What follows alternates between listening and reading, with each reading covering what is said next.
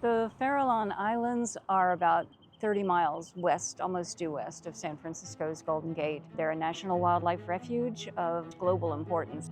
Up until the time it received federal protection, human history was hugely destructive and impactful. It was several hundred years ago that they were discovered as a place where you could land. Things really hit a climax during the gold rush years, when it was discovered that so many seabirds represented a source of supply of food. Unfortunately, that nearly led to the demise of the common murre. Since that time, it has represented one of the greatest success stories, I would say, globally in terms of conservation of marine life. It is a wild place. There's so few wild places left on this planet.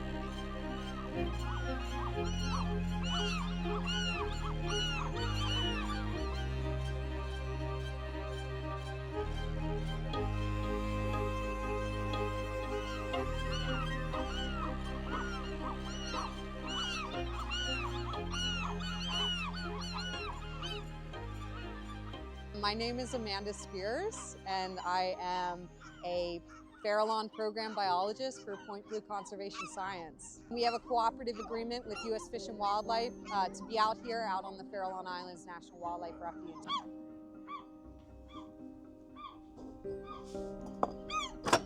Ready?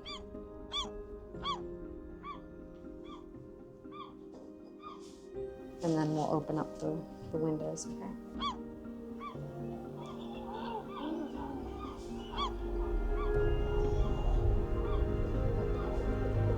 The Farallones are a really important ecological location. They are a place that is not disturbed by human activity, so we could see what was naturally changing in the ocean environment. That data informed the Greater Farallones National Marine Sanctuary on what disturbances were happening. That information, that data, led to additional regulations.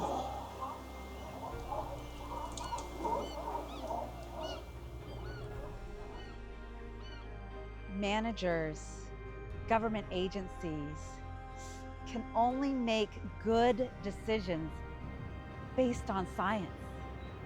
Otherwise, we're guessing.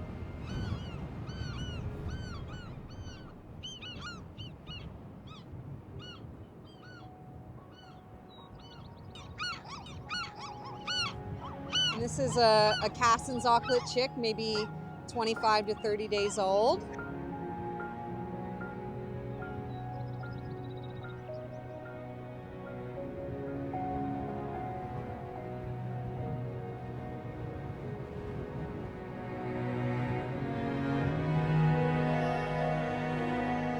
In late 2023 that the Fish and Wildlife Service had to basically pull $300,000 of their funding. It was an action that wasn't targeted at the Farallons research station specifically, but apparently that same action had to be done in many different wildlife refuges nationwide. The government used to give us about 20 to 30% of the budget that we need to conduct the work.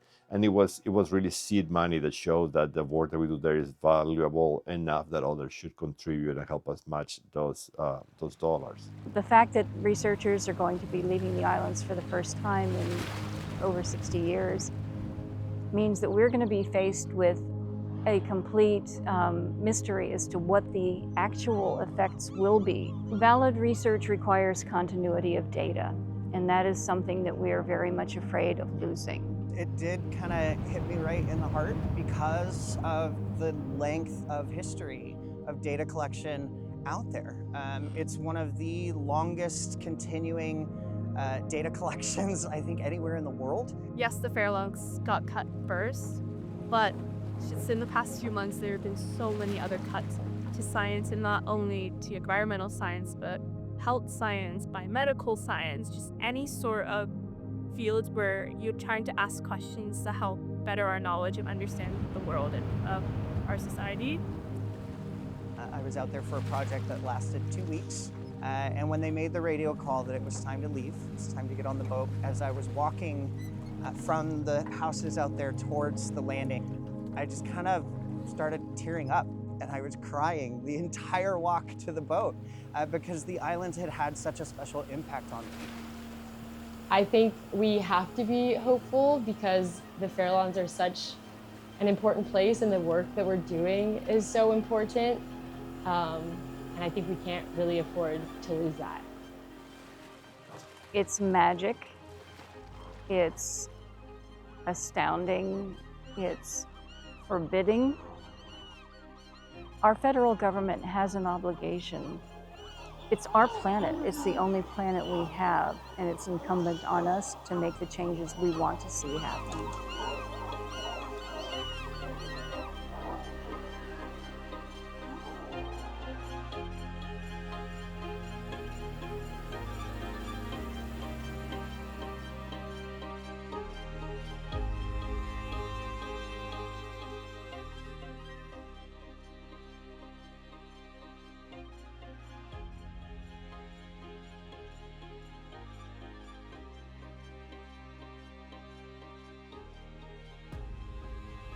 Is Fisherman's Bay and the islets.